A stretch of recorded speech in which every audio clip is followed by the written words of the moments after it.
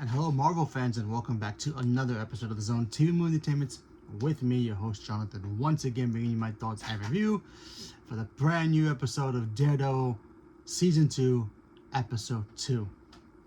So, if you have not caught up to Season 1 or even 2 of Daredevil, what are you guys waiting for? Daredevil's on. Come on, we gotta get back into it, folks. But man, this episode was kind of crazy. I mean, getting a lot of parallels of a lot of different things in here does make this show clean. So if you haven't caught up yet, here's basically the recap of what's been going on. Last week we all got the return of Daredevil. Matt Murdock, Daredevil, he's trying to find a way to get Fisk out of office. Everybody's trying to get him out of office. He's got the vigilante task force after all the vigilantes. They already captured the sword master. He's been captured. Swordsman. He's been captured. He's getting ready for his trial. You have Matt Murdock, trying to not only hide as Matt Murdock, but also try to hide and try to not blend in so much as Daredevil. He helped take down a big cargo ship with a lot of weapons, but really, nothing really happened. But then again, there are some people out there posing as Fisk, showing the truth to New York about what he's really doing. And there are some people who are on Fisk's side who don't believe it, who believe that he's cleaning up the city, while the others are like kind of in fear and terror that, what he's doing is damaging New York City and making it even worse than it already is. So in this episode, we get to see, obviously, Matt dealing with the repercussions of what happened with him at the end of last week's episode, where he went to go visit his retired cop friend, and the task force came after him, fought Daredevil, unmasked him. He got revealed. Not that Fisk doesn't already know who he is already, but he doesn't want to reveal that to anybody, not even to the public, which is kind of odd from Fisk's point of view. But anyway, they revealed him, who he was, and then of course Bullseye shows up and saves him at the end of it, thinking that we might get some kind of team up.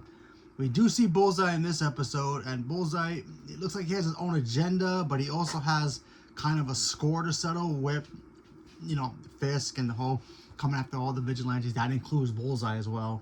And we all know Punisher was captured in last season. He's gonna get his own special in May, and of course him and Spider-Man. So we're gonna see what happened to him prior to that. So that's gonna be interesting to see.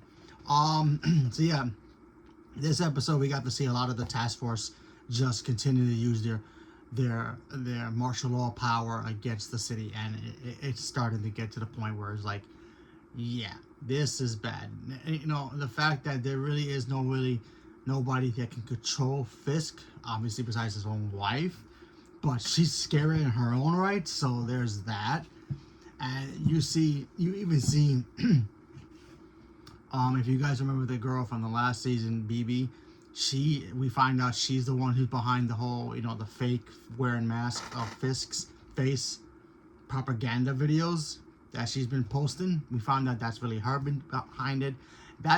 Those scenes of her cutting like, oh yeah, I'm mayor of New York and I'm showing you all these footage of what's really go behind the scenes of, me pretending to be a good guy. That kind of reminded me of a movie called V for Vendetta, if you guys remember that movie, starring Natalie Portman and Hugo Weaving, where Vendetta, he did the same thing, and then the Chancellor, they will make fun of the Chancellor, and the Chancellor, who was in power at the time for British, he was in power, everybody feared him and some loved him. But then the vigilante showed the true side of him about what he's really doing. And of course, the people behind it got caught and got killed. So kind of has that kind of, foreshadowing of that could happen to BB, but we have to wait and see what happens. She did get cornered earlier about, was she the one helping leak this stuff earlier? Because she's the one who's actually kind of leaking all this stuff, but nobody really knows it's really her behind that, Fisk mask. So it's kind of interesting that we, as the audience, got to see that early. So who knows what's going to happen with her moving forward. We also get to see Fisk's wife just continue to, make face for the public, like always. But she's kind of crazy in her own right. And then, of course, the ending of this episode was just, pretty dang cool. So, but yeah, seeing Matt Murdock, and also seeing Matt Murdock kind of be a victim in here in this episode, because Fisk kind of like, oh yeah, Matt Murdock was kidnapped or whatever, he's injured somewhere, we gotta find him. So now he's got the public looking for Matt Murdock, thinking that he's a hero, but also not outing him as Daredevil. So that's kind of interesting strategy of what Fisk is actually doing.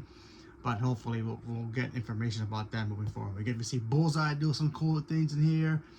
We get a cool fight scene at the end with Daredevil as the task force continue to roam the streets and take pretty much anyone who opposes them. So that's kind of cool. And then throughout the entire chaos of Daredevil kicking butt, Karen, his girl, ends up taking one of the task force guys and kidnaps him to try to, flip the script, if you know. So that was interesting. So, and that's how it ended. So that second episode was pretty dang cool. I'm telling you, the fact that, Kingpin at this point is like playing this weird chess game with the entire city is madness. Oh, and if you look kind of a situation, you do in the background one of the scenes we do get to see the Avengers Tower, so that was actually kind of cool.